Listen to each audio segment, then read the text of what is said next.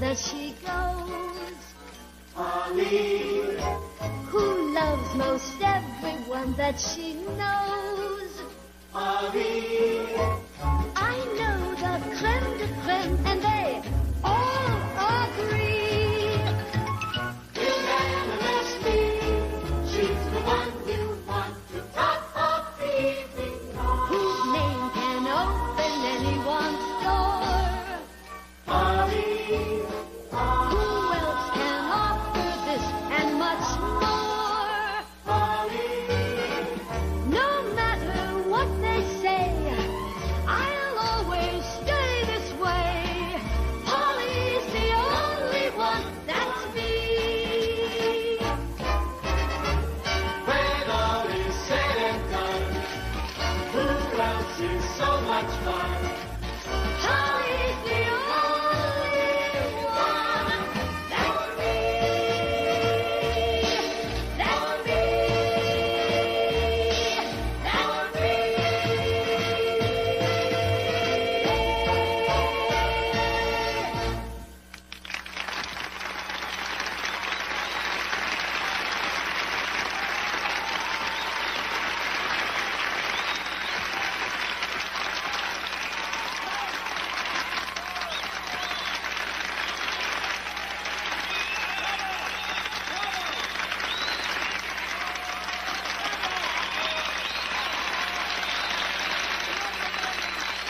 And I mean big trouble. I kept waiting for a priest to make an entrance in the second act and administer the last rites. Oh, come on, Tony. The audience loved us. 5 curtain calls. For God's sake. This bunch of hicks would give 5 calls to a lecture on paint thinner. But you know what the New York critics are going to say? We are a sentimental cartoon. We would have been out of date in the 30s. Well, I don't know about the rest of you. I don't need that on my resume. Mel. The first act closer still doesn't work. The song is old-fashioned. The lyrics are maudlin. The whole concept is prehistoric. I've told you 100 times, we need something tougher. All I hear is, yeah, Tony, sure. Well, I want to hear a new song! I want to hear it by 10 o'clock tomorrow morning. Well, I'll call Sondheim or somebody. Anybody. Okay, Mel? Yeah, Tony, sure. Shouldn't be too hard. Old score sounds like it came straight from your trunk. Would somebody mind telling me why 6, count them, 1, 2, 3, 4, 5, 6, of our hookers made their entrance late in the police raid? Kate, you're choreographing our little funeral here. Now, is it too much to ask your hookers to make their entrance on cue and not whenever they damn well please? Tony, they have a really big change there, and it's not their fault The that the intercom, damn... Tony. I beg your pardon? The intercom system wasn't working by the time I got backstage to the dressing room. And whose responsibility was it to see that the intercom system was working? Well, you know I had a lot of new light cues. Just ask you a question, Johnny.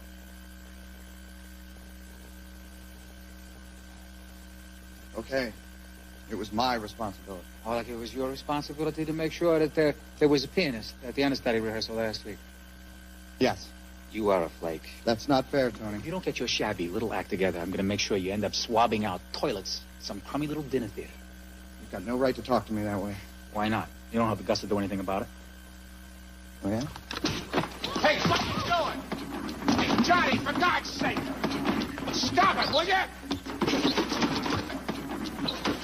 Hey, come on. Oh, for God's sake! You are fired, Whitman! Tony! You will never work another Broadway show again! You hear me? Never! Hey, come on, Tony, come on. Johnny's a hell of a good stage manager. You know that. You just got him a little crazy, that's all. You two just cool off, and then we'll sit down and talk this over, all right? I'm running this show. You get a problem with that, you get yourself another director. I'm sorry, Johnny. I really am.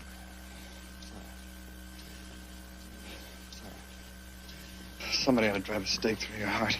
You? Yeah, maybe.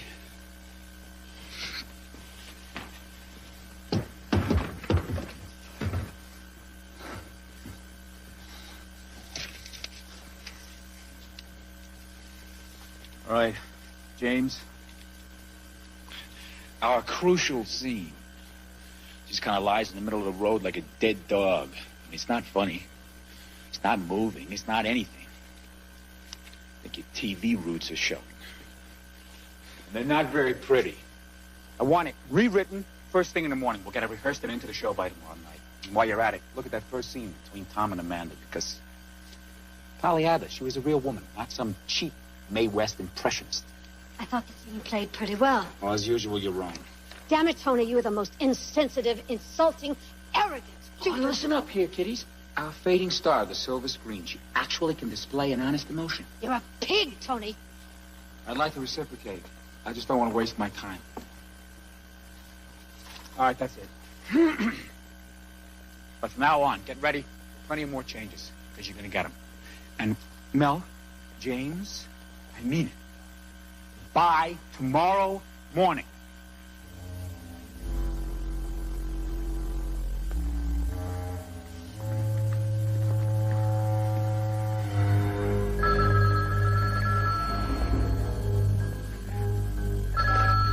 Yeah? What are you doing? It's after 2 o'clock in the morning, for God's sake.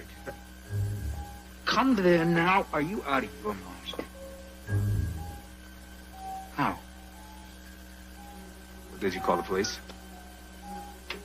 No. You're right. If she's okay, it's better to be quiet. I'll be right over. I have to go on down to the theater. Amanda tried to kill herself. On the stage. It's just the kind of thing that hammy old relic would do. I don't know how long I'm going to be down there, so you better get your tail out of here.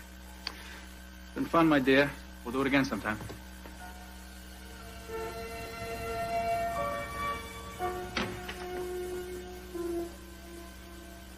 My.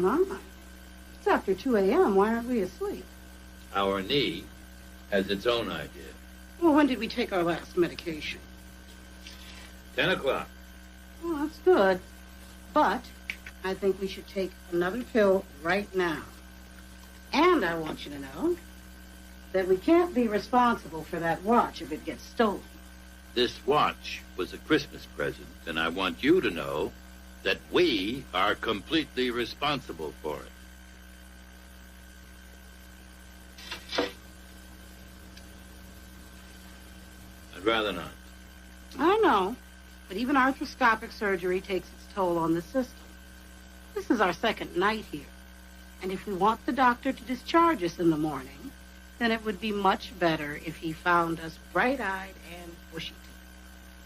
I have never had the slightest desire to be bushy-tailed. But we do want to get out of here, don't we? You bet.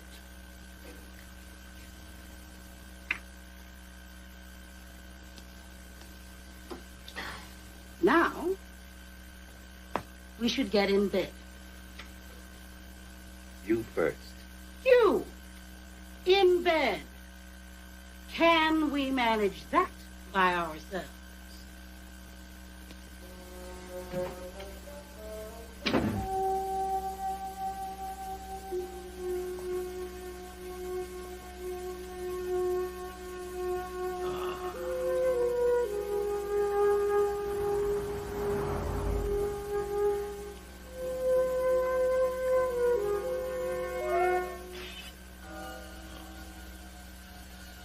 Sorry, fella.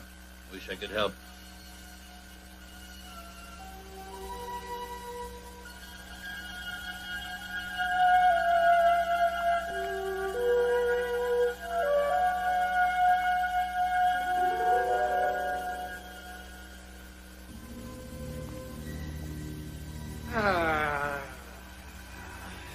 Hi, what the hell's going on here?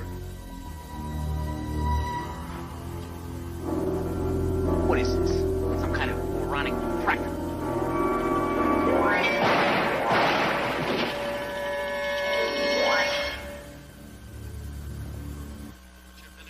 Good morning. Is it? Well, we're really in a good mood today, aren't we? Della, do me a favor. Don't use the word we. Has the doctor been by yet to release you from the hospital? Nope. Well, he better get you out of here soon, or you're not going to be fit to re-enter. Johnny Whitcomb, stage manager of the musical Polly, is being taken into custody for the murder of the musical's director, Tony Franken. Now, Whitcomb publicly threatened Franken's life just hours before the murder, which took place at the Paramount Theater at 2:30 a.m. Witnesses in a neighboring building say they heard the shots at that time, but failed to report them. We'll have details in here. What's the matter, Perry? You know this Franken? No, but I know that boy didn't kill him. How? I saw him. What's his name? Whitcomb. Right under that street lamp at the time of the murder. Are you sure? I remember looking at my watch as he was standing there, and the theater where this Franken was murdered is at least 3 or 4 miles from here. What are you going to do? I don't know. He'll likely be arraigned this morning.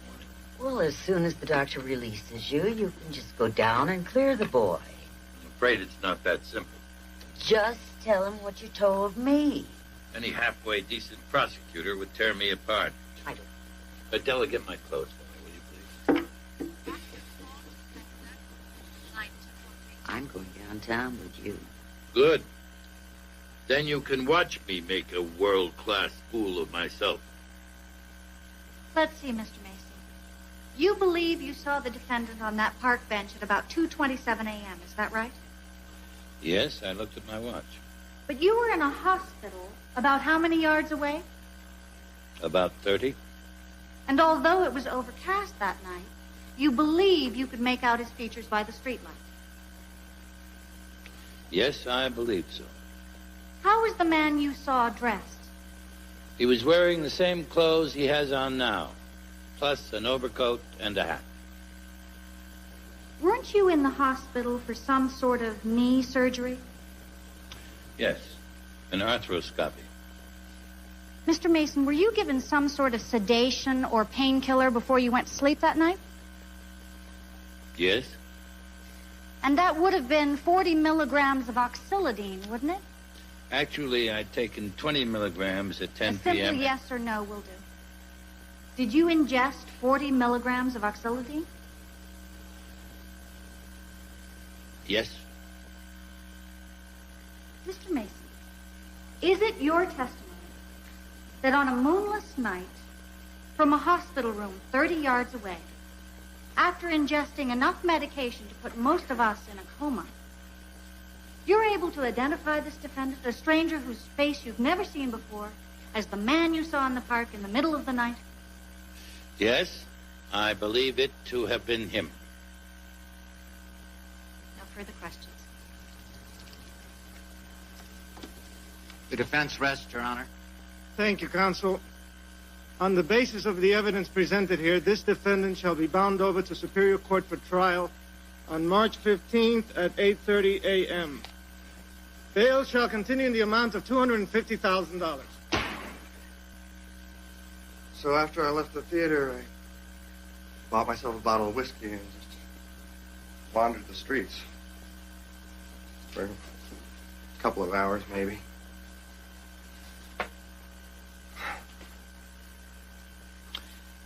I guess I was just trying to figure out what to do with the rest of my life. Do you remember where you went? No, not really. I've never been in this town before. I do remember going to that park. I broke my bottle. I'm glad I went there, or you wouldn't have seen me. I'm afraid that doesn't help us much. Well, anyway, after that, I went back to the hotel maybe about 3. Bought myself another bottle, then drank myself into oblivion. I don't remember anything after that until the police pounded on my door at about 7:30 this morning. And found the gun in your room. Mr. Mason, I swear I never saw that gun before. It's a terrible tragedy, and I know how shocked all of you must be. Nevertheless, I intend for us to open in New York on the 3rd of next month. As This morning, I phoned Gavin Austin. He's flying in from New York today to take over as director. Most of you know Gavin, and I'm sure you share my faith in him. We'll see the show tonight, and I've called a rehearsal for him at 10 o'clock tomorrow. We've got a great show here, kids. And although we'll all miss Tony, the show, as he would have wanted, will definitely go on. Right now, Mel and James will fill you in on the new material, all right?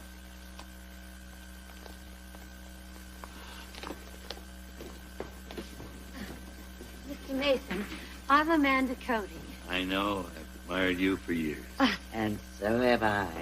Cheers. This is my associate, Della Street. On the street? Hello. Please, it's Della and Perry. Harry, is there any way I can convince you to represent Johnny? I've called my attorney on the coast, but he isn't a criminal lawyer. After all, you're right here in town already, and I just... You see, Johnny's a very decent young man. He couldn't have done such a thing.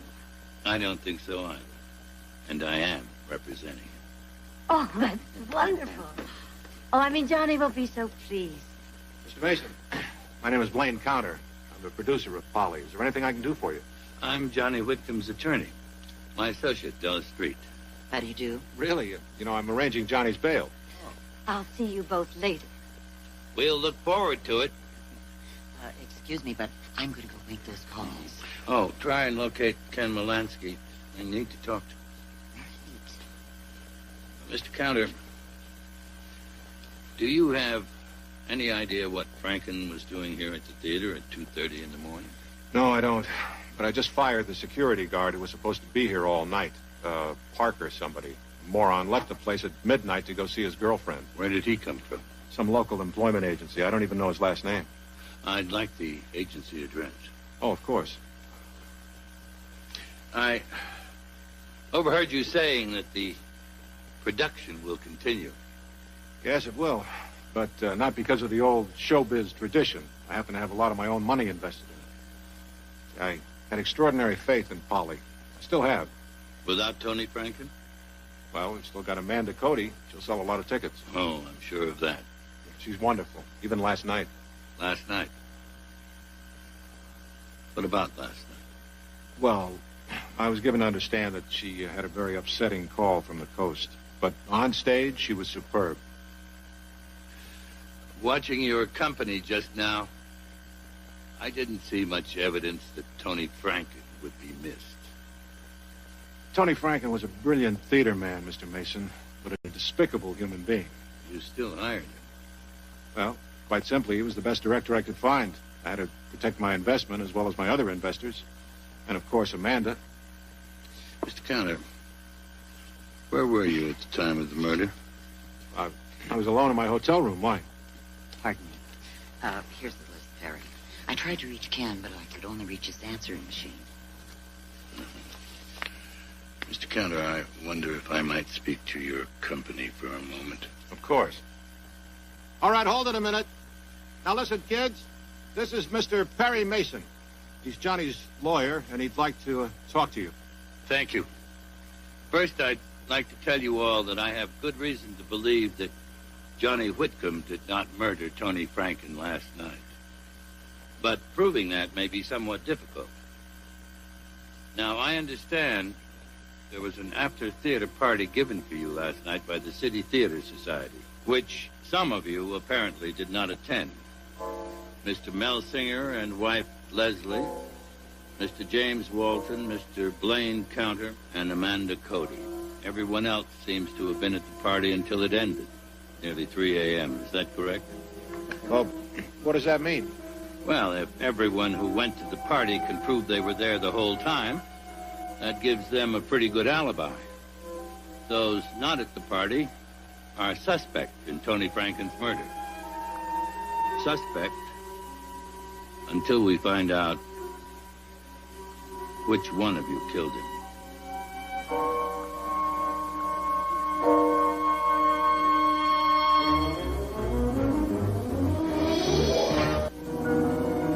Well, Mr. Mason, Ed Brock, homicide? It's Lieutenant now, isn't it?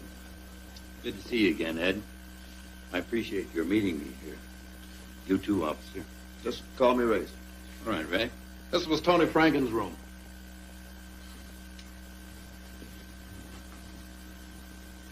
We cleared out all the evidence.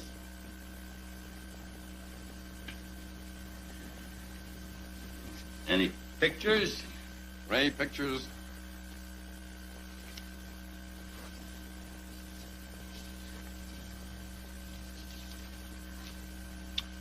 According to this picture, Mr. Franken must have had a visitor the night of the murder. Any prints? Layton's. We couldn't get a match, so we sent him back to Washington. I'd like to know what took Franken to the theater at 2:30 in the morning. Well, I figured Whitcomb must have called him with some cock and bull story. Mind showing me where you found the gun? Room 511, Ray. That was Whitcomb's room.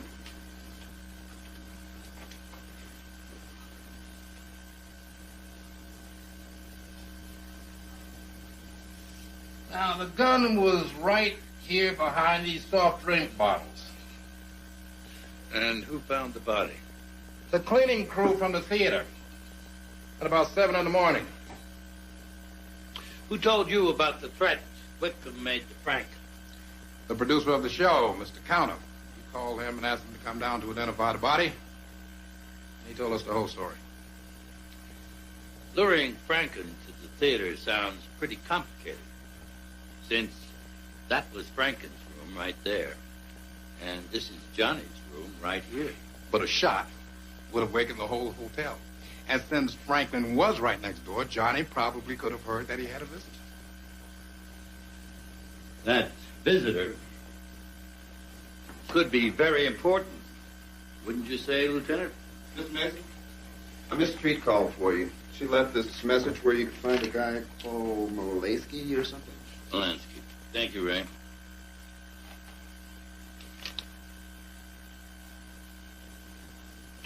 You'll let me know about the prints on that glass. Will do, Mr. Mason. Thank you for your help. Now, Mrs. Pitts, you heard Mrs. Gilman testify that at approximately 9:30 p.m. on the night of March 3rd, your son, Walter, held her up at gunpoint and stole $173 from her, as well as forcing her to remove and hand over her underpants. Now, I ask you, Mrs. Pitts, where was your son Walter actually on the night of March 3rd this year? We was at my house, looking at TV the whole night. The whole night? Could you be a little more specific? Well, Walter come over just as Vanna was giving a car away on Wheel of Fortune, and he didn't leave till right after Johnny Carson's monologue. You see, Johnny had Alan Thicke guesting, and Walter don't like him a lot. Thank you, Mrs. Pitts. No further questions. Thank you, Mr. Pitts. You can step down. You are excused. I call Father Alan Rooney.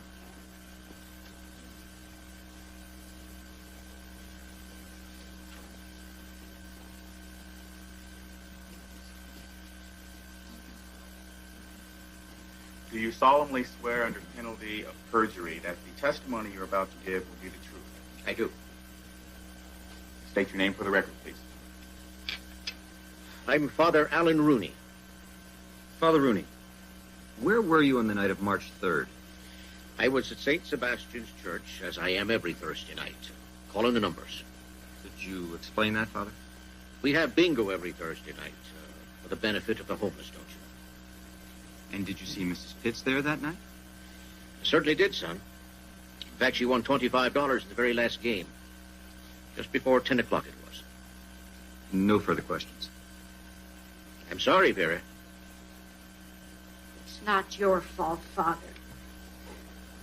God forgive me. He's just no good. You're a pervert, Walter, and you always have been. You steal ladies and their hair, and you make me lie under God's oath. I hope they put you away for 100 years. Objection. Any cross-examination, Mr. Molansky?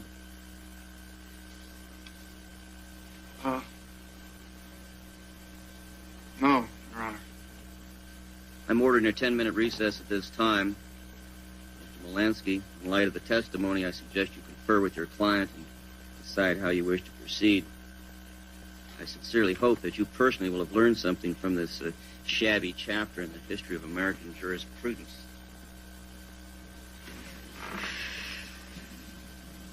I'm real sorry, Mr. Molansky. Look, if you give me some time, I'll give you back the 500. I swear. 500. What 500? The 500 she gave me to give to you. Amy? Look, you weren't getting any clients, so I went down to the police station, and I saw poor Walter here getting arraigned, and he looked so innocent. And he couldn't afford a lawyer, so... Yeah, and I already spent the money I stole from that dame. Great. Can I talk to you outside? Just perfect. You bought me a client? How do I know who's going to turn out this I just don't want you buying me clients. I don't care how much money you got. If I can't make it on my own, then I can't. And that's I was just trying to help. How many other clients you paid for? I've only had 5 since you opened the office 2 months ago. 6. 6 clients. And how many of those did you put on your credit card? Don't be silly. Oh, look who's here. Amy? Ken? How's it going? Just wrapping up some trial work. Ken was terrific. I'm sure he was. How's your practice coming along? Some days are better than others. I lost my first 7 cases in municipal court. 2 of them were real embarrassments. You were there. You peeked in for a minute. Have you heard about the Tony Franken murder? Hard to avoid. It's been all over the papers and TV. I'm representing the young man they arrested. Did he do it? Amy? It's a fair question. No, he didn't do it. Meanwhile, I could use some help if you have the time. I'm flattered. We'll fit it in. Excellent. Mr. Mason, if Ken's going to work on this case, then couldn't you make him co-counsel? Not on this one. Don't mind her, Mr. Mason. She means well, but sometimes she's a little pushy. What do you need? I need some investigative work. I'm never pushy. Great. Just tell me what to do. Well, they hired a local as night watchman at the theater who left his job the night of the murder to see some girl. Find out about him. His not being there that night sounds just a little too convenient. Great. We'll get started right away. She can be your Della Street.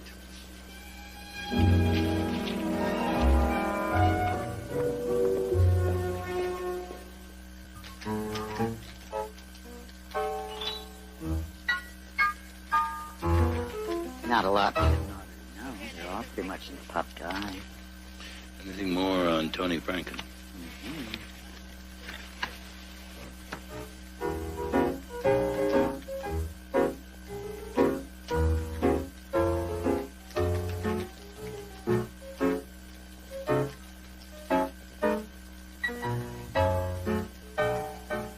William K. Ferrara had a thing going since the beginning of Pollen. Really? One of the world's great womanizers, married and divorced 3 times. Evidently thought nothing of getting involved with married women. The young actress even committed suicide after he threw her over. Also, until this show, Tony hadn't worked for over 3 years. Evidently, the producers didn't want the aggravation. Blame countered it. I wonder why. Well, we'll run a check on the ex-wives. That's all. Who knows? All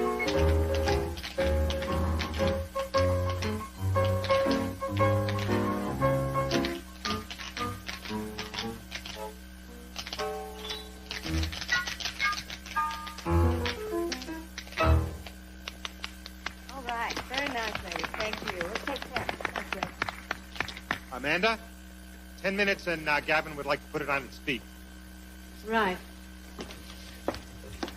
As you heard, I have about 10 minutes. Will that do? So far. We can talk in my dressing room. Yeah, will you take care of this? Have at the door for you. Thank you, Uncle Billy. Well, how's it going? Pretty well, I think. Nell's new song is marvelous, and Gavin has some really smashing ideas. There was this tedious ballet in the second act, and he just took it out, and now the whole show plays better. It's incredible. You don't miss Tony Franken. Like I'd miss a migraine headache. Oh, I'm sorry. I know that sounds awfully cruel. Tony was a truly loathsome man.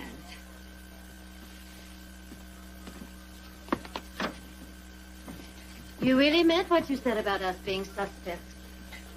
I'm afraid I did. You know, maybe none of this would have happened if Blaine had stepped in like he should have. You mean when Tony fired Johnny? Blaine's let Tony walk all over him about everything. That's very strange.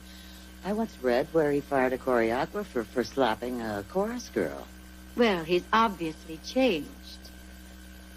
I did understand that he'd proposed marriage to you.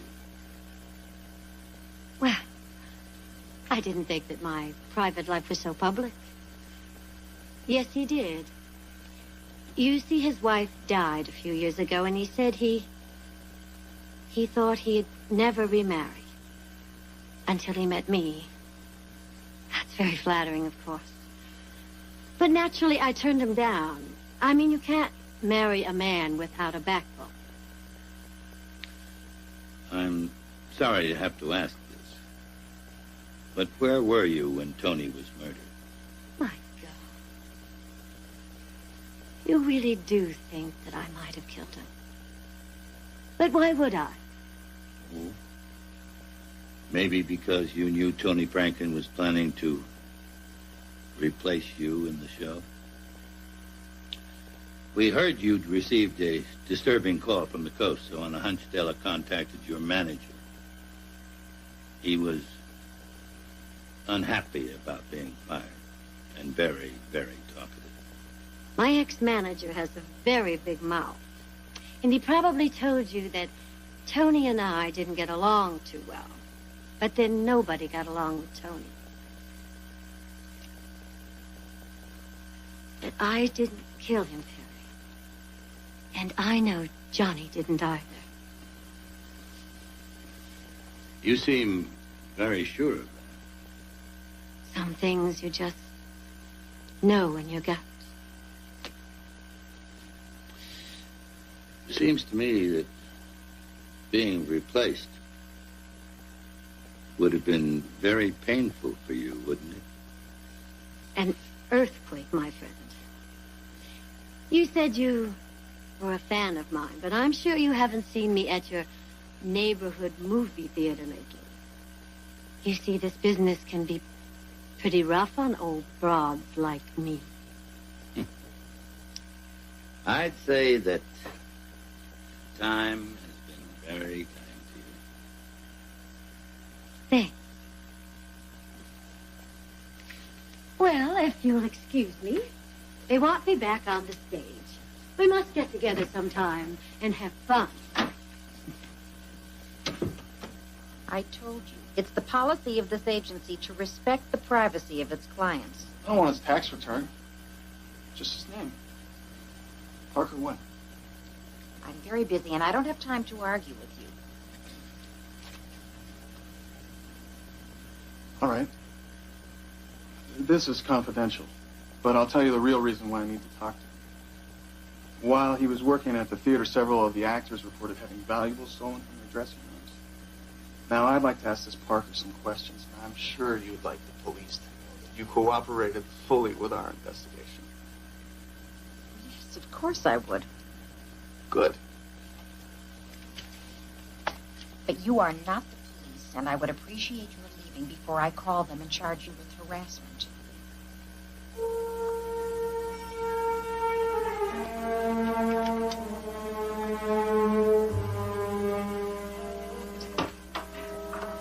Come on.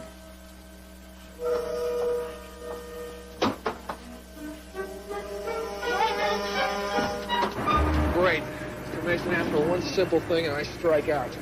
His name's Parker Newton, and he was kicked off the police force for brutality. He lives at 552 Morgan Street, apartment 4B. What? By the way, that woman was really very sweet. Here's his personnel application.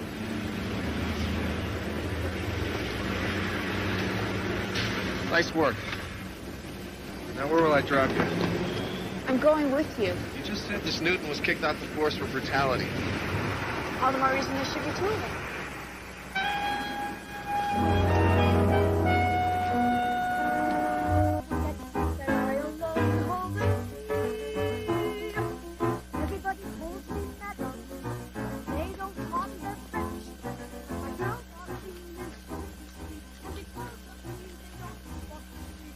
I think the show has finally taken shape.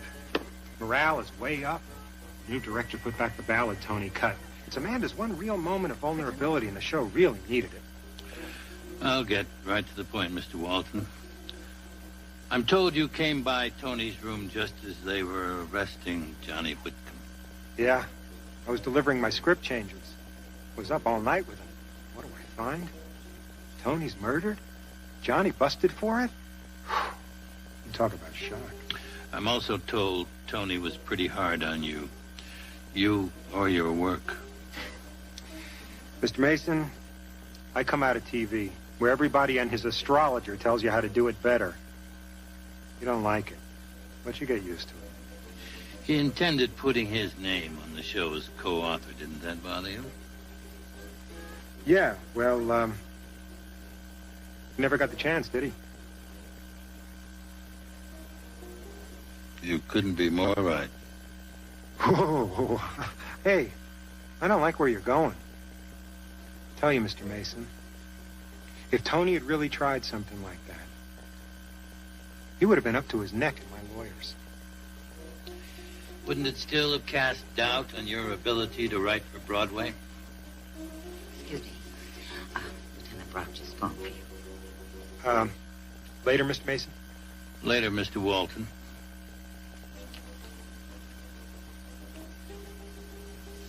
What did Brock want? They've taken Leslie Singer in for questioning. The composer's wife? Washington finally matched the prints on Tony's glass. They belong to her.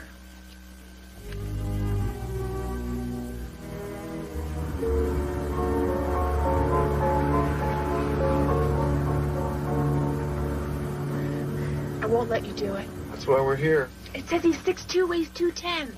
An ex-cop who brutalizes people. I'll just ask him a few questions. Yeah, well, what if you ask him the wrong one? I'm not impugning your masculinity. I knew I shouldn't have let you come. Darling, I only want to help. I mean, I know you and everybody else think I'm just some rich little kid who giggled her way through college, but I'd like to show you that maybe I can really do something. You know, I mean, actually contribute. Look, why do you sort of think of me as your Della Street?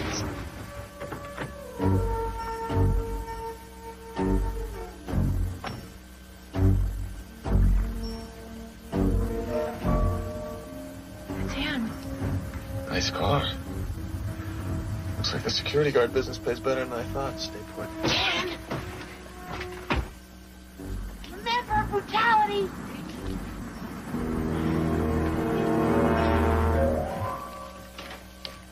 Excuse me. Your name Parker Newton? What the hell is it to you? My name's Ken Molansky. I'm a lawyer. Congratulations, Mr. Kamilansky, but that doesn't exactly answer my question, does it? No, Ken Molansky. I know you said that before.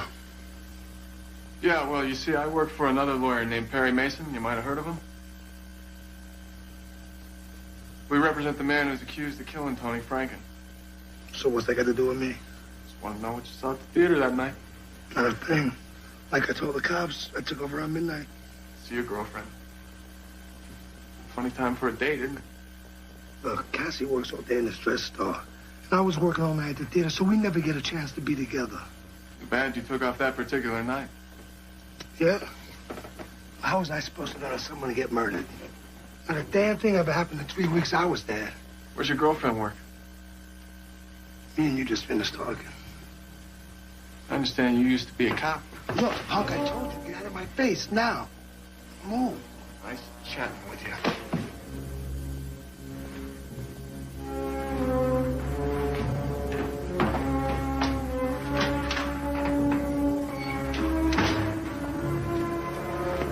Serious creep.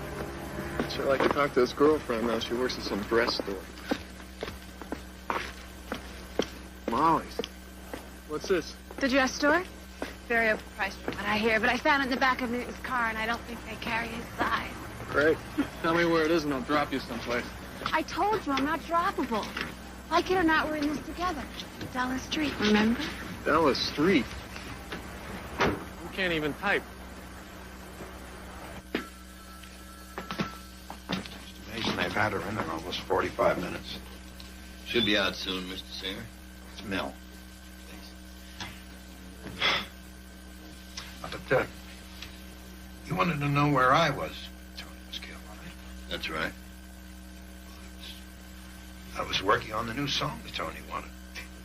I couldn't have a piano in my room, so I was working in one of the lounges downstairs.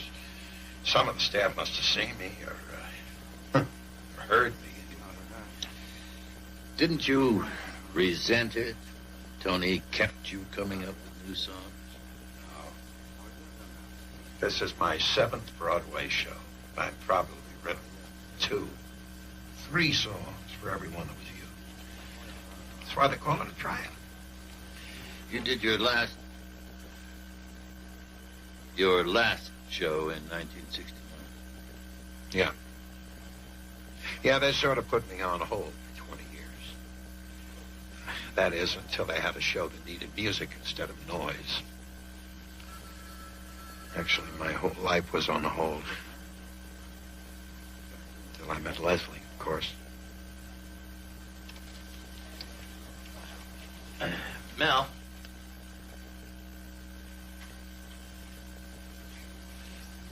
Do you know why Leslie was in Tony's room the night he was murdered?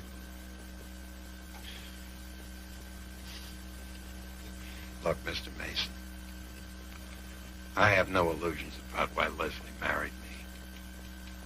I'm this semi-famous old guy with ASCAP royalties that'll roll in forever. But I married her because I love her. More than I've ever loved anybody else in my whole life, including my first wife, God rest her soul.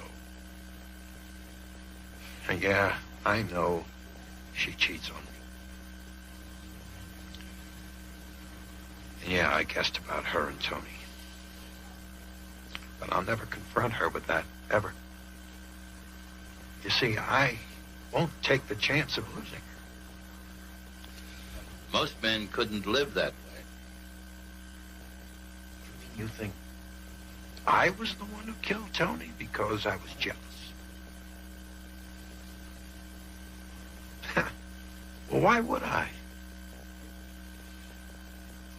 There's always going to be another Tony.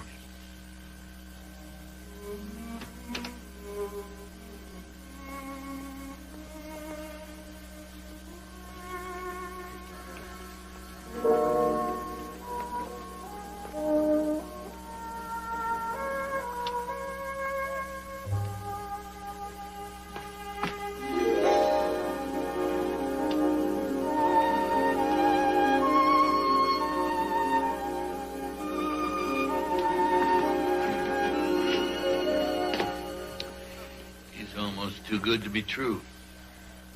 Well, anyway, she didn't solve much of the puzzle. Somebody did call Tony Franken, saying that Amanda Cody had tried to kill herself down at the theater. Franken goes down there. Mrs. Singer doesn't know if it was a man or a woman. Doesn't do very much to get your client on the hook, though, Mr. Mason. Apparently not. He, must have got to my place at 12:15. And like you said, you know, we spent the whole night together.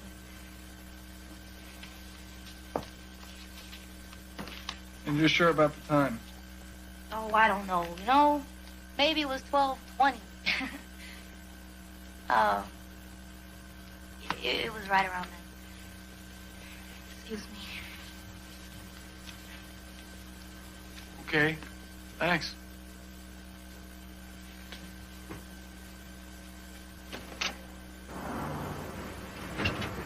She backed up a story. She seemed awfully jittery, though. Think she's lying? Ken, look. Fine. We're out of your mind. want to break this case or not? Of course I do, but I don't want you involved in something dangerous.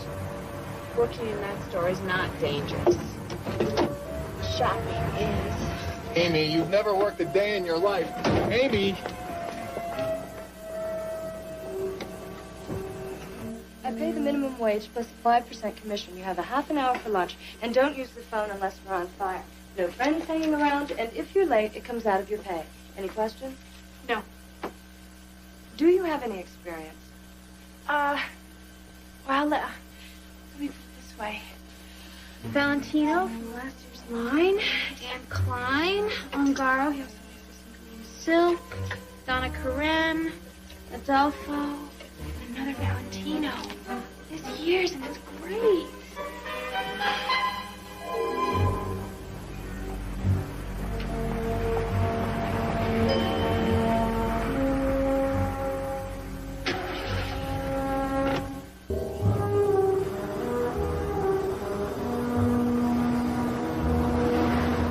No, Ken, Cassie's really sweet. I mean, she has to be to work for that witch.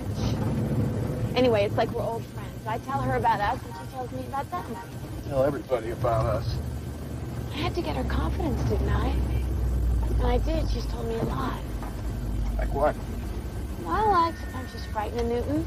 Like he hates broccoli. Like he works out at this gym called Harry's every day, and like he's not even looking for another job, even though he still talks about getting married. He's not looking for another job, but he is driving a new Corvette. Sure like to get a look at his bank book. I'll see you tonight, okay?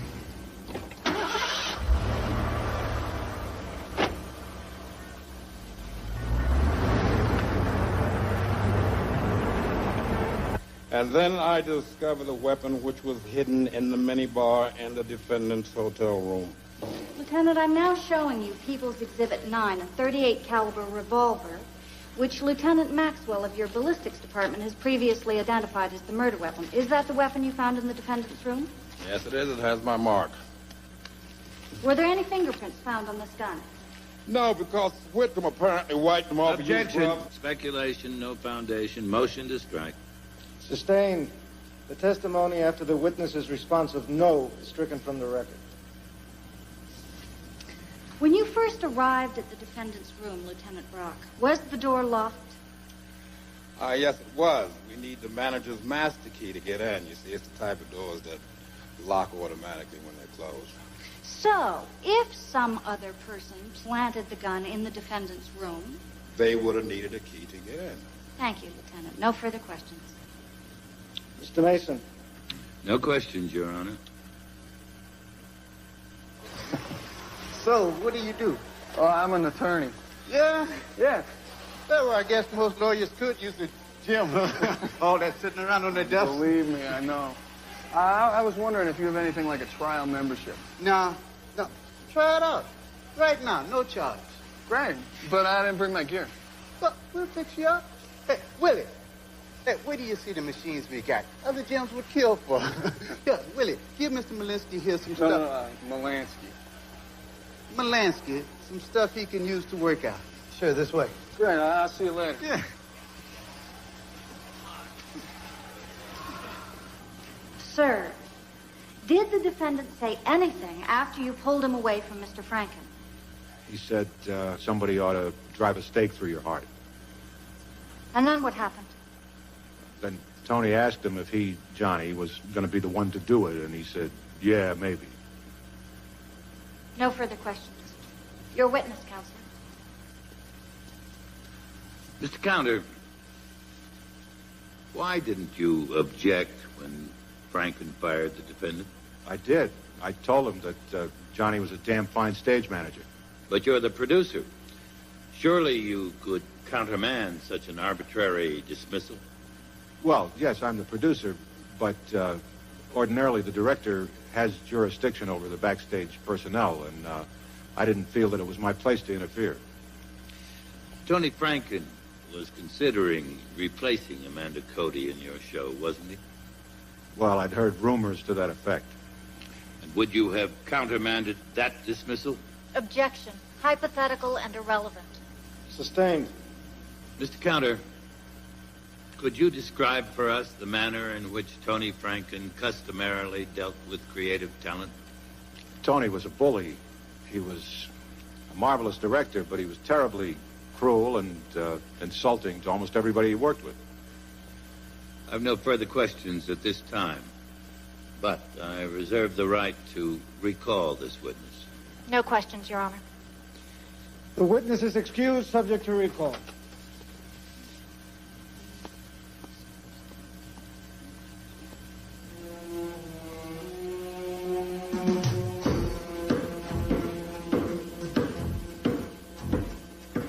Hey, Newt. And you really hung up on this place, aren't you? You think I want to turn into a temple dog like you? Yeah. Let's find out who quits first.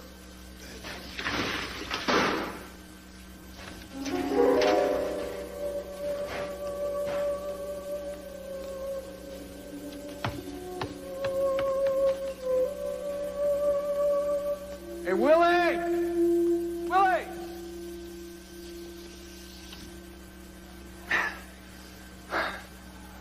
Hey, I'm sorry. I really screwed up. I was working out and I must have lost my keys someplace. No problem. Which lock? This one. Right here. Thanks. I'll take care of you later.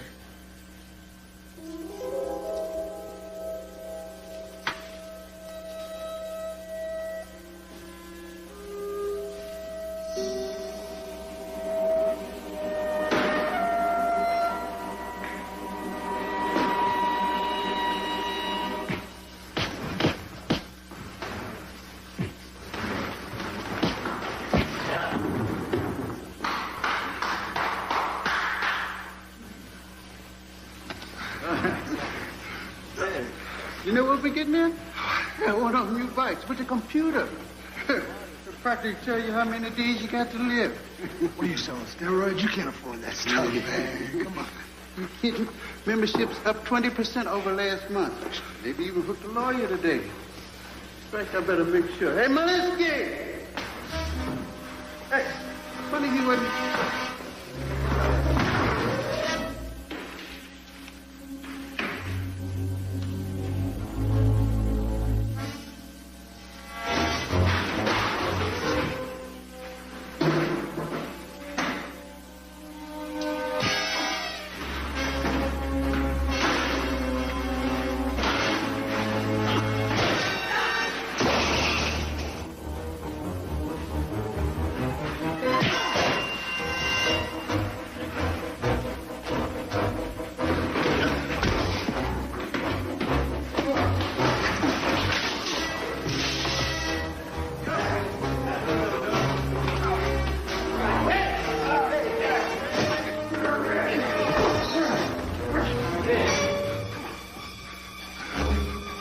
Oh, we can't hold him much longer. You better get your butt out of here.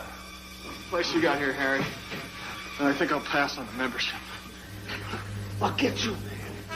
I'll get you. Mason. How'd it go today? Very well. The judge is going to allow us to put the victim on trial. The way I hear it, Tony Franken made enemies the way most people make friends. That's what I intend to show. I had a pretty good day myself. I got a look at Parker Newton's checkbook. You know, the security guard? Mm-hmm. There were two recent cash deposits of $25,000 each. The first deposit was made the day after Franken's death. The second deposit yesterday. Nice work. I'm sure getting paid for something. When we find out who's paying, we got our killer. We'd better talk to Newton officially. Yeah. Get this to the clerk's office, and you take it from there. Newton. Newton. Swell. You see, this is the directory. I enter all my notes and all of the summaries according to the case name. At least those for the last couple of years. Of course, if you want all of the cases in here, it's going to take me till the middle of the next century. By that time, computers will be obsolete. They'll be implanting chips in all the odd parts of our brain and skull. I wish they could find some for my knee. So do I. What else? Now, let's see. 2 of Tony's ex-wives are happily remarried and living in New York. The third is a costume designer in London. And here's a photostat of that young actress who committed suicide. Her name was Vanessa Grant.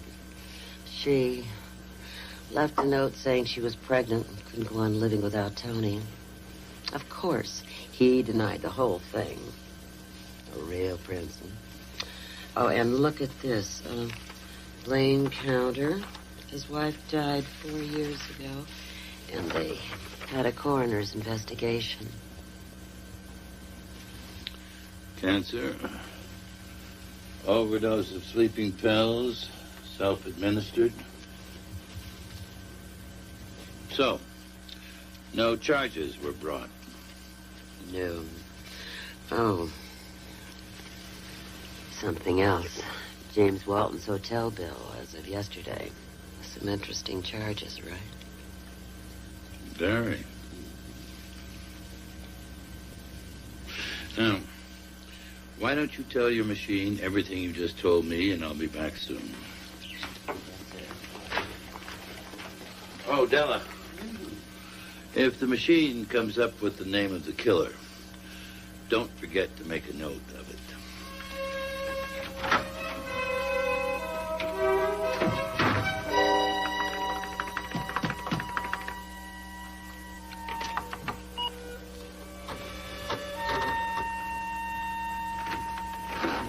Ah, Mr. Mason. What can I do for you? You have a few minutes? Oh, sure. Come on in. Coffee? No, thank you. I don't want to interrupt your work. Oh, I'm just getting started. It's a TV pilot I've got due next week. You're not working on Polly? Oh, no. Ever since that last set of rewrites I did, that show has been frozen, thank God.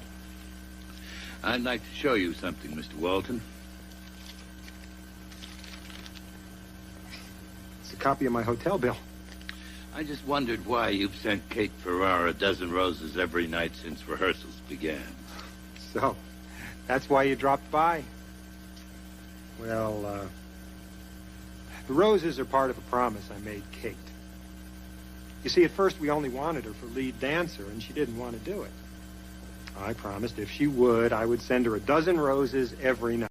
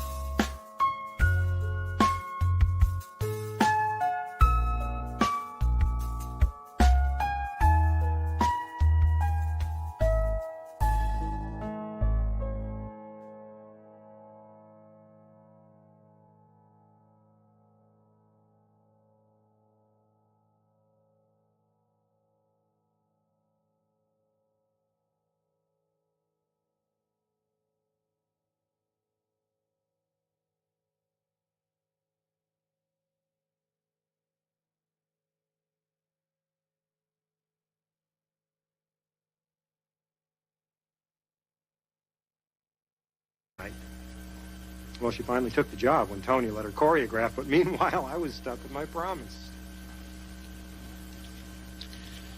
Doesn't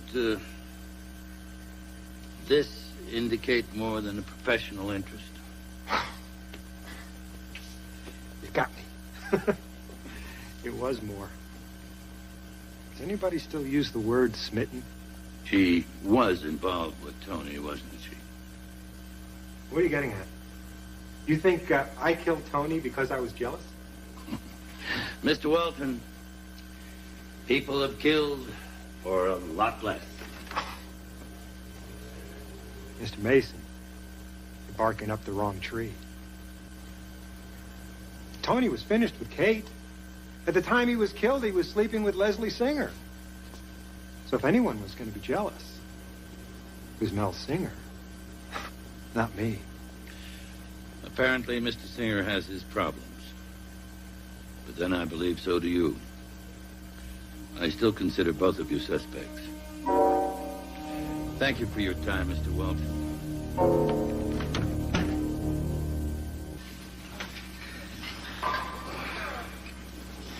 What the hell? This is a subpoena requiring you to testify at Johnny Whitcom's trial tomorrow. See you there.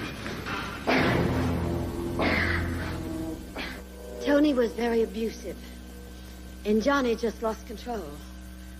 But it was obvious that he didn't mean he was actually going to kill Tony. It's just one of those things you say in the heat of anger. Tony always provoked a lot of anger from everybody. I think he enjoyed doing it. From your knowledge of Johnny Whitcomb's character, do you think there's any possibility he could have, with premeditation, murdered Tony Franklin? Johnny would be incapable of murdering anybody. Thank you, Miss Cody. I have no questions. Miss Cody, you may step down. Wait. Listen, I know Johnny couldn't have killed Tony because I was with Johnny all night.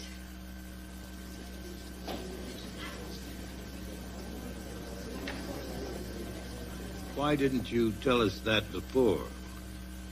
Because I had lied to the police, and I told them that I'd been in my room sleeping. You see, I never thought it would go this far.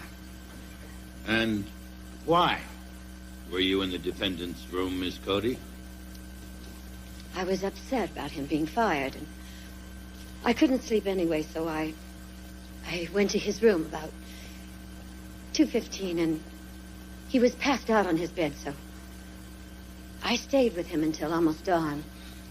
So you see, he couldn't have been at the theater and killed Tony. How did you get into the defendant's room? Oh, he'd given me a key. How do you explain the defendant's own statement to the police that he did not get back to the hotel until nearly 3 a.m.? All right. I'll tell you the truth. The reason that I know Johnny didn't kill Tony Franklin is because I killed him myself. Miss Cody, is it true that Johnny Whitcomb is your son?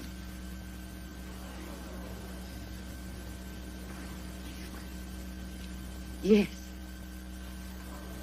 Yes, we kept it a secret. I suppose I didn't want my public to know I was old enough to have a grown son. It was stupid of me. But it does help us understand some of your behavior. I've no further questions.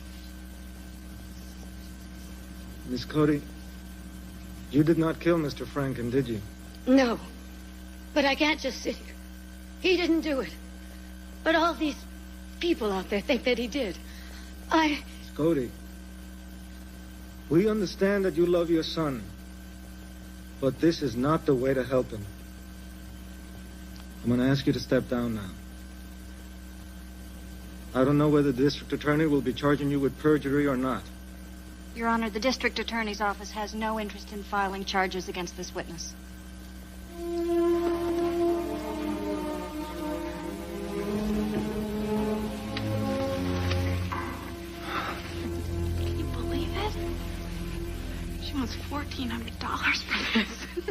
mean, my boyfriend has to work a whole month for that. What about yours? Can you afford to spring out something like this? Oh, yeah. Excuse me. Sure. What's the matter? I'm leaving town tonight. What'd you do now? Nothing. It's just getting a little too hot here, that's all. You're in trouble again, aren't you? Listen, no arguments. Just go home and pack, and I'll pick you up at your place at 6. Baby, it's almost 5 Just o'clock. do it, okay?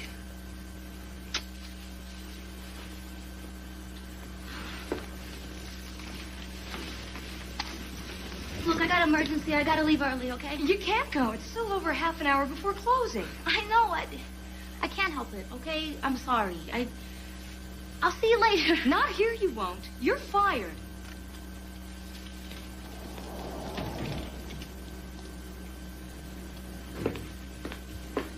What are you doing? A wild guess using the phone? No smart mouth remarks, thank you. And I told you, no personal calls. You mind if I telling you something? You have a terrible attitude problem.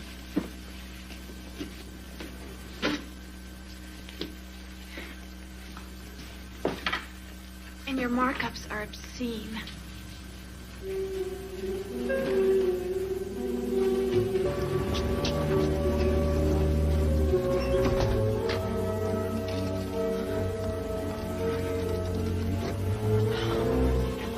Yeah, this is Mr. Ken Polanski, available with your name and number at the tone. We'll get back to you as soon as we can. Ken, where are you? I need you now. Listen, Newton is skipping town. He's picking up Cassie at her place at 6. Oh, my God, that's 45 minutes. Listen, she lives at the Astor Apartments on 21st. No matter what happens, I love you. Bye. Counter, you've worked with Tony Franken before, haven't you? Yes, 4 years ago. And at that time, your wife was quite ill, wasn't she? Yes, she had cancer. And when she learned her cancer was inoperable, you wanted to help her, didn't you? What the hell has this got to do with Tony Franken's murder? Mr. Counter, I'm sorry that I must ask you about this very painful time in your life, but I believe it is relevant to my client's case. Your Honor, he has no right. Please answer the question.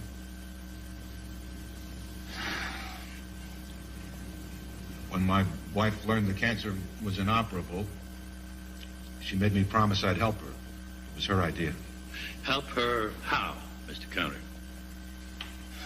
Help her to end her suffering when it became too much for her.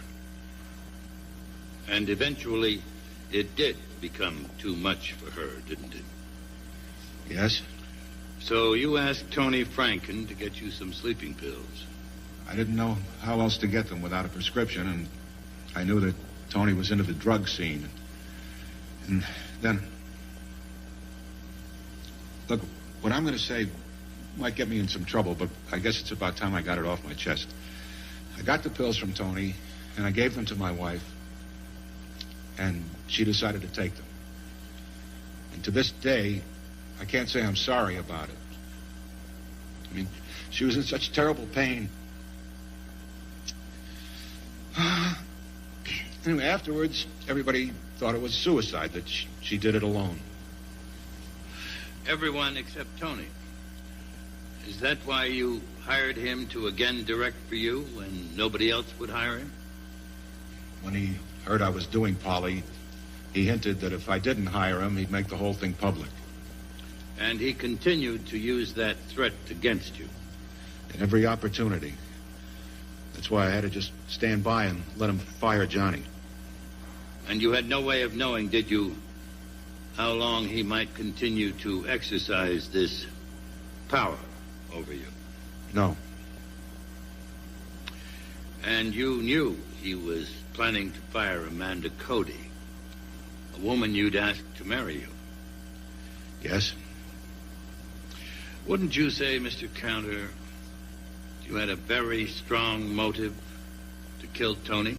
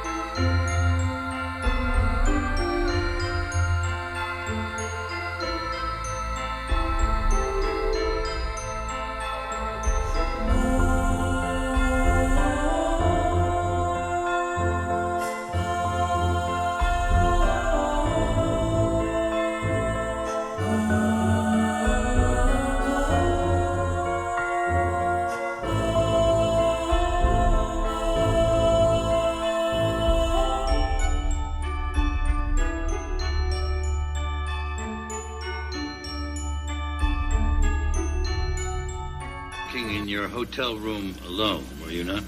Yes. But it would have been very simple, wouldn't it, for you to leave the hotel and return without being seen? Probably, but I never left my room. But you have no witness to confirm that. Mr. Mason, when I first met you, you told us you considered some of us suspects. So I thought I'd better protect myself. You see, one of my investors called me that night from Honolulu to find out how the show was doing. Last week, I asked him to send me a copy of his phone bill. He sent me this. Now, it shows a long-distance call from Mr. McQueen directly to my room phone on the night of the murder. And you'll also see that, allowing for the time difference, we spoke from 2:15 a.m. to 2:39 a.m. And Mr. McQueen will confirm that he was talking to me during that time period. No further questions? Miss August? No questions. Thank you, Mr. Conner. May be excused.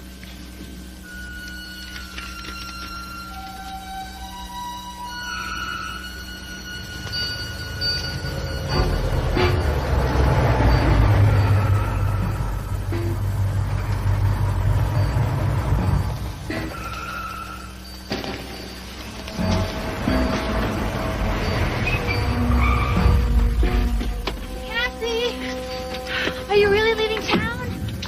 Yeah. Oh, Molly's isn't going to be the same without you. Come here and give me a proper goodbye. Ma'am, can you please move your car? Can I have an address? Maybe I'll come visit. We don't have an address. Now move your car. In a minute. No! All right, you don't have to yell.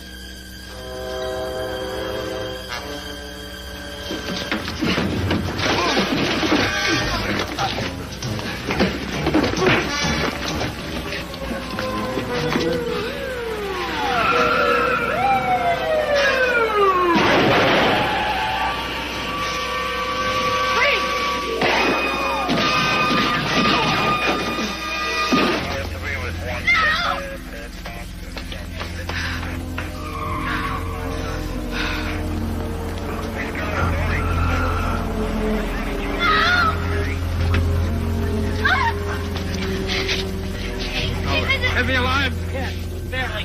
All right, I'll call an ambulance. Oh, God! No! Oh. You okay? Piece of cake. Come here.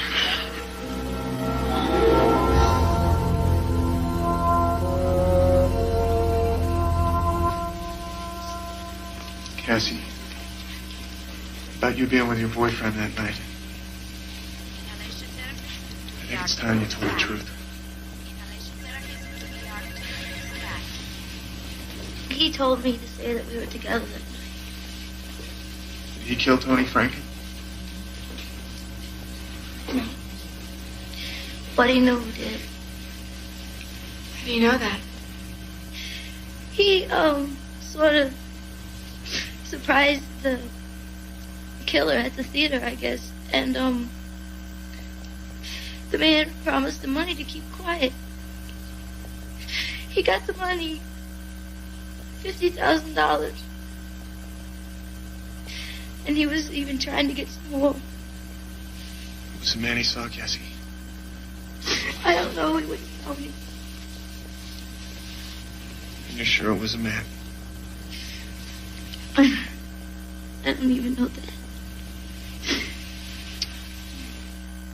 We should have heard from the hospital. I'm sure Ken will call as soon as Parker Newton's able to talk. Anyway, shouldn't you be leaving for court? I still have half an hour. Harry, you've been going over those papers forever. Well, I have less to go on in this case than I've ever had. At this time, I know for a fact, my client is innocent. With all that, I'm still absolutely helpless. If I just hadn't taken those sedatives. I'll get it.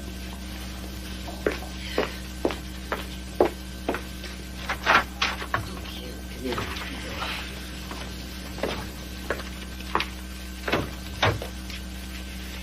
sorry, Mr. Mason. Denton died about 20 minutes ago. Didn't he ever regain consciousness? No. Brock had someone by his bed all night long. His girlfriend took it pretty hard, but I think she's going to be okay. That's it. What? You know who did it? Ken, I want you to do something for me, and fast. And I need you back in the courtroom in 40 minutes. Who are you calling? Brock, I want him to contact the hotel security chief. Lieutenant Brock, please. Brock. Mr. Mason, we're waiting on you.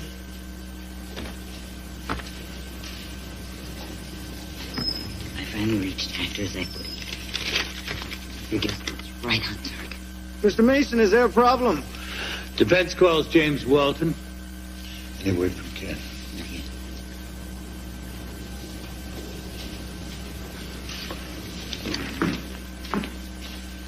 Do you solemnly swear under penalty of perjury that the testimony you are about to give will be the truth?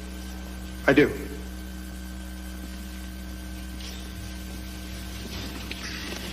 Mr. Walton, you are the book writer of the musical Polly? That's right. How did you get along with Tony Franken? Like most people, I suppose. He wasn't an easy man to like. Mr. Counter testified that he was often very harsh in his criticisms of your work. Yes, he certainly was. That annoyed you, did it not? Of course. But it was just a part of his usual drill. Was his plan to claim co-authorship of the show also part of his drill? Objection. No relevancy. I tend to agree. Objection sustained. Please try to find a more relevant line of questioning, Mr. Mason. Certainly. Mr. Walton, what is the number of your hotel room? I'm in room 611. I would remind the court that Lieutenant Brock has already testified that the defendant's room is 511. Now, Mr. Walton, is there a fire escape outside the window of your hotel? I'm not sure. Maybe. Let me assure you there is.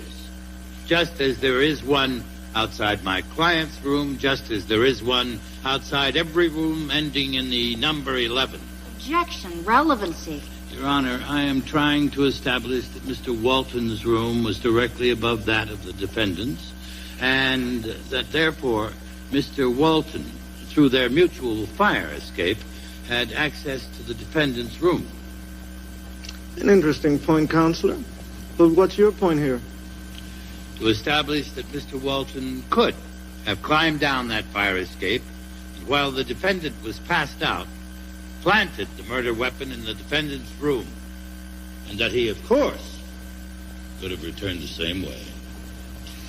Objection overruled. Mr. Walton, did you murder Tony Franken?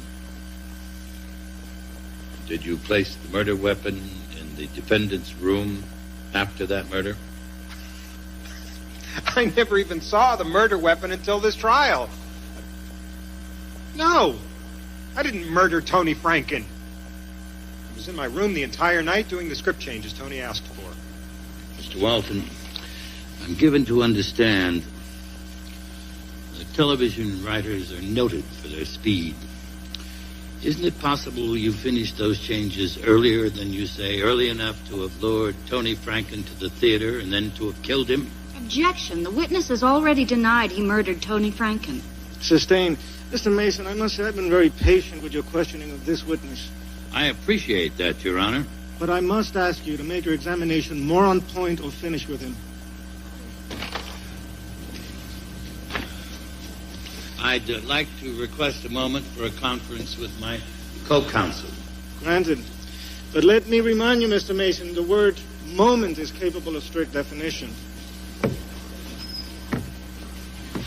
Co-counsel. Of course, co-counsel. Sorry about the time. That security guy wasn't too cooperative. It's all right. We're still in business. We're ready, Your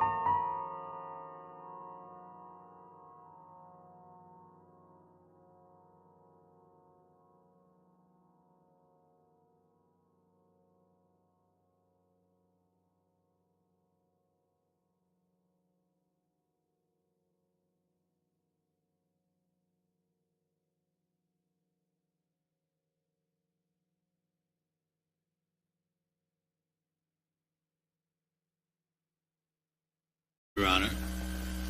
Please proceed.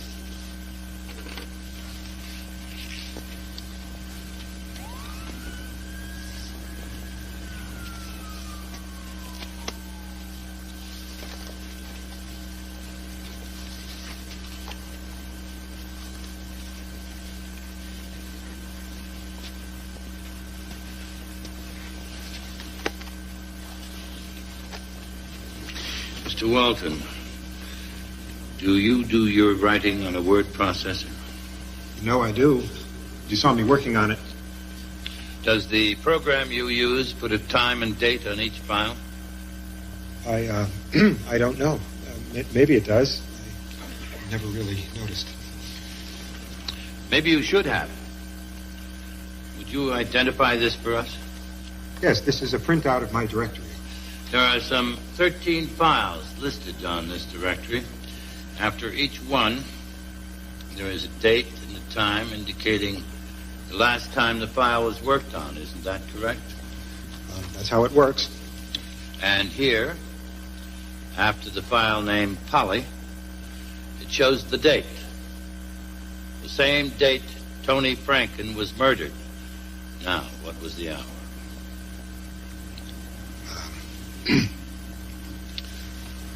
1:37 a.m.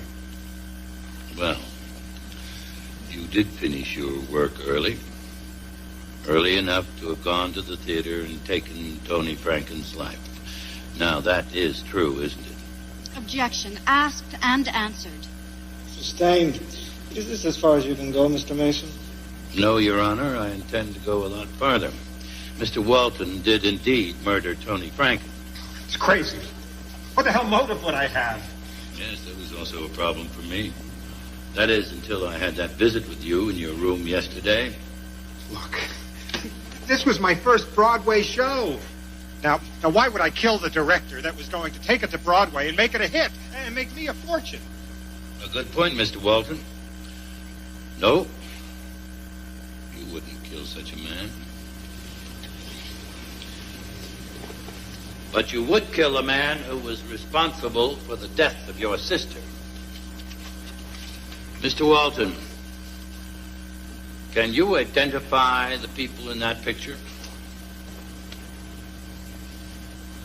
It's myself, my sister, and my parents. Thank you. Hold on to that. I am now showing you a copy of a New York Examiner article and a photograph of a young woman that accompanies it. Can you tell me what the headline says?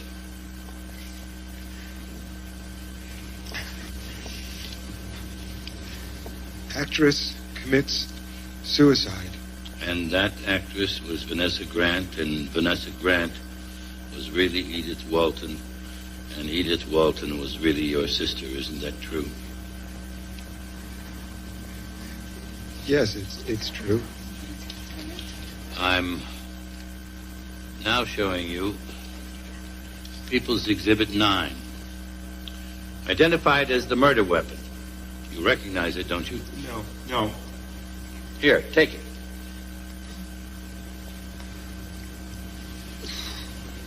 Now, do you recognize it? No. Your Honor, I would like to excuse this witness, subject to recall. Call Mr. Parker Newton to the stand. I'll get him, Mr. Mason. He's waiting out in the hall. All right.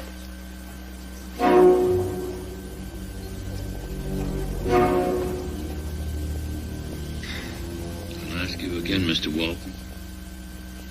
Have you ever seen that gun before?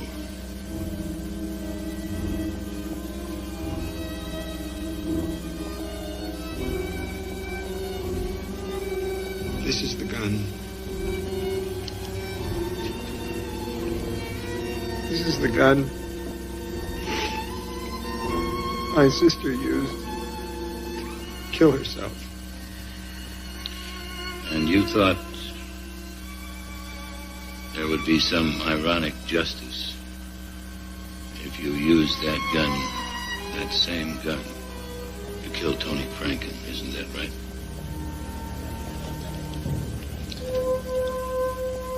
I'm not sorry I did it.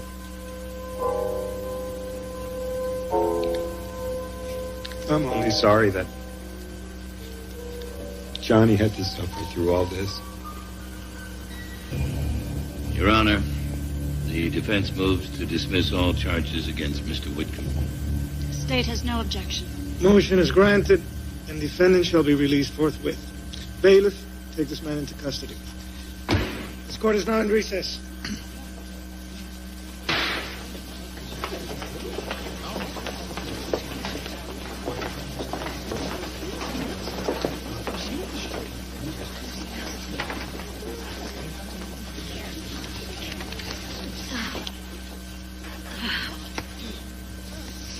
I love you.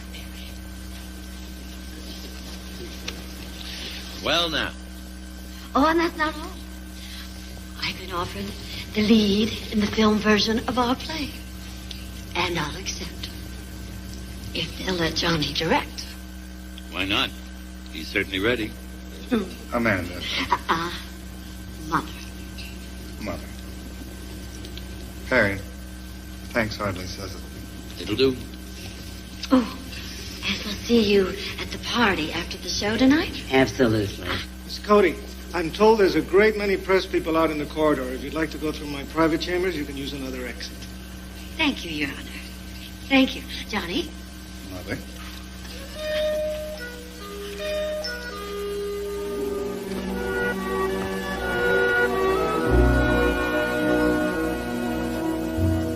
I want to thank you for making me co-counsel.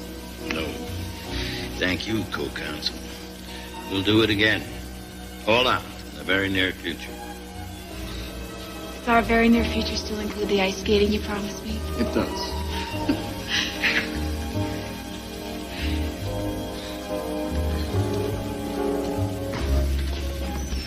Hope it's not thin ice.